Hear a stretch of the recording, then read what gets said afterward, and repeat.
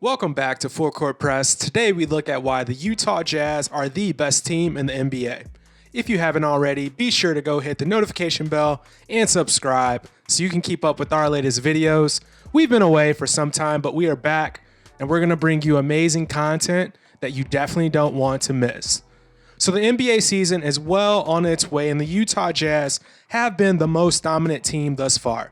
Today, we're going to dig into their top players, why they're elite on both ends of the floor, and if I ultimately think they'll be able to get it done and win an NBA title. So coming into this season, teams like the Clippers, the Nets, the Lakers were the favorites, obviously in the whole league. In the Western Conference, you also had the Denver Nuggets, the Portland Trail Blazers, if they were healthy, would also be a top 4 team potentially.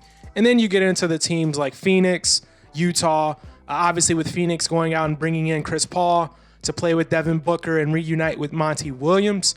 Those were all some of the top teams coming into the season. But Utah has flipped the script and the standings. They are literally the top team in the Western Conference and hold the best record in the entire NBA.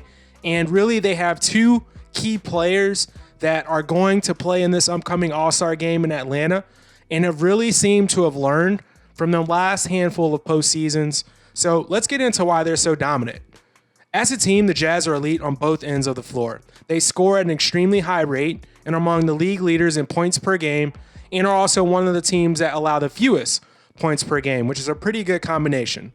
They're the only team to be top 5 in the league for both categories, and that's a rare club. Again, you only get 5 spots, but for Utah to be so dominant on both ends of the floor is really impressive. And surprisingly, this year, the Jazz are actually shooting more threes and making more threes than any other team in the NBA.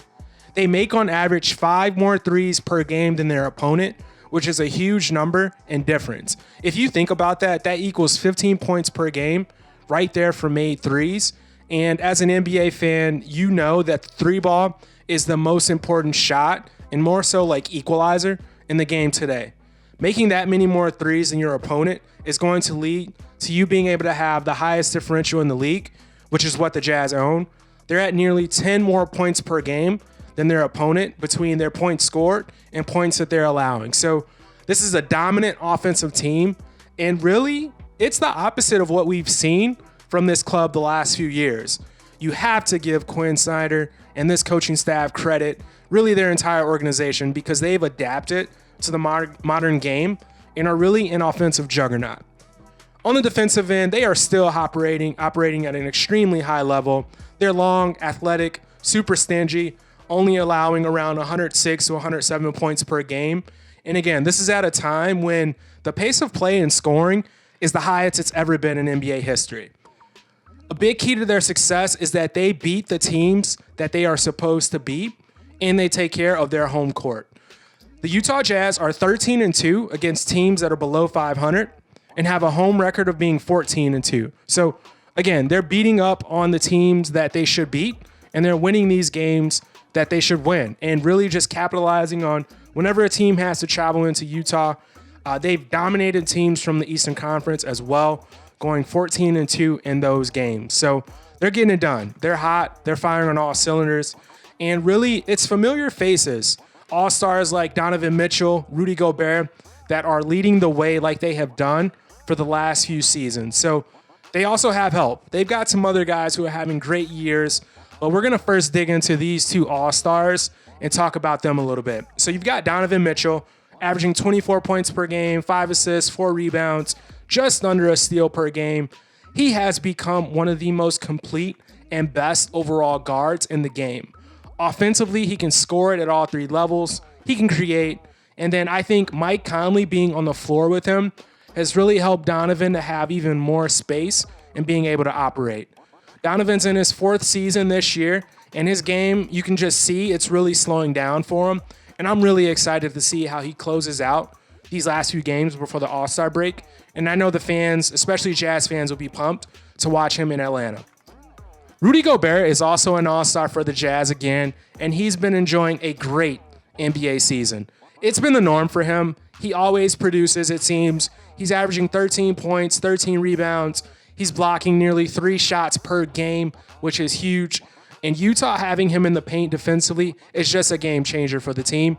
He's one of the best defenders in the NBA. Obviously, he's won Defensive Player of the Year, the award multiple times. So he's one of the best centers in the game. If you haven't seen him play, check it out.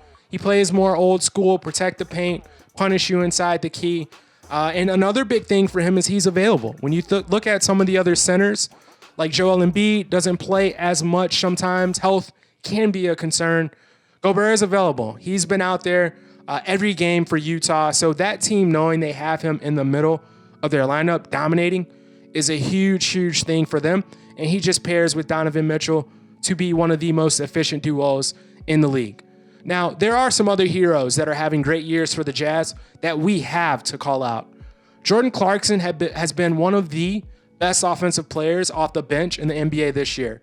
He's averaging over 18 points per game. He's second on the team in scoring. And just having a guy who can produce like that off the bench is such a value and advantage. He can go out and get his own shot. He can score. You can literally put 4 other guys around him, and he will be able to get buckets. And Jordan Clarkson is the leader in the clubhouse for Sixth Man of the Year award right now. And we'll have to wait and see if he ends up playing well enough to take it home for the rest of the season. But he's been available. He's played in every game thus far. And again, just having guys who are available is a huge, huge thing for these teams. And obviously, it just sets everyone else up to know their roles. Mike Conley's also having a great year in the backcourt with Donovan. I mean, Conley has struggled in the past to stay on the floor, but he's doing a tremendous job thus far this year. And on top of that, he's averaging 16 points per game, 5 assists, which are quality, strong numbers from a point guard. He breathes that dynamic of being, pass first, a pure point who can shoot the three. He gives you consistent effort on the defensive end. So he pairs perfectly with Donovan Mitchell. And Utah is really going to need Mike to continue to score so they can keep up with some of these great teams in the playoffs. Bogdan Bogdanovic is also another elite professional scorer and is a huge player for the Jazz, and he's producing. He's heating up from the three. He's a sniper. He's a great presence for this team to have because he provides spacing. He's averaging 15 points per game, and again, that value for him comes in being able to shoot it and just provide so much room for Donovan Mitchell and Rudy Gobert. The Jazz did a fantastic move by going out and getting Bojan, and he filled a position of need for them, not just at the small forward to power forward spot, but also, again, with his ability to just shoot it. You can't have too many guys that shoot it the way he does. So the front office of this club deserves a ton of credit for this addition because it's huge. And then you look at it, they also have Joe Ingles, Royce O'Neal, Derek Favors, so proven pros in the rotation that are deep. They play hard, and they're a really, really good team. So does this team have what it takes to win the whole thing? In the past, the Jazz have struggled to score against some of the elite teams in the playoffs. I do think this year things are different. They're playing a great brand of basketball defensively, which is nothing new. They've always done it, but it's the offense that's the key difference maker for this team. And I think it's going to give opposing teams a lot of problems. This team is shooting more threes than anyone, and that's really the great equalizer in the NBA. When you compare the potency that they have offensively, and then you add Gobert rolling down the lane with the way that they defend, it's a very lethal combination. Ultimately, it's going to come down to who they play and how they match up. That's kind of the name of the game, especially in the playoffs. But I do think the teams that don't have the size to match up at first with Gobert are really going to struggle to stop this Jazz team.